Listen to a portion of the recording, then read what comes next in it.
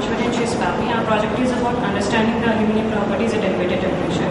We know that aluminium is usable in low weight assemblies, but it is poorly formable and weldable. So our aim is to improve the formability of aluminium alloy.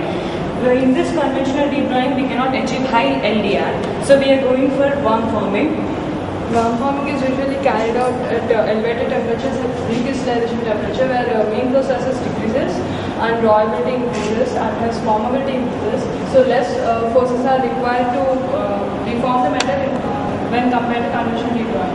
Coming to design considerations, there is a curvature provided to the punch and the die, and we have a clearance between the punch and the die for accommodating the sheet metal. And usually we heat the blank metal and the die in the induction furnace, and we carry the process using the FEM analysis. This is the preprocessor picture, and by solving the preprocessor and solver, we will be showing the analysis in the post-processor. This is the post-processor, and from here you can see the stress analysis here.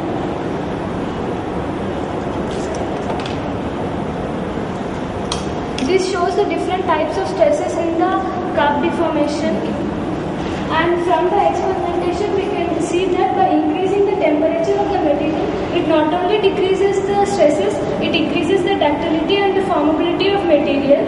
And from the experimentation we can see that using our setup from the experimentation, we will be drawing the cups in a sense at room temperature. The cups drawn are low size, and at 200 degrees centigrade, because of increase in the formability, the size of the cup increased, and at 350 degrees centigrade, due to more increase in the LDR, the formability of cup increased a lot. And from the stress strain analysis, we can see that as the temperature increases, the yield point and ultimate tensile strength decreases, and which increases the LDR ratio.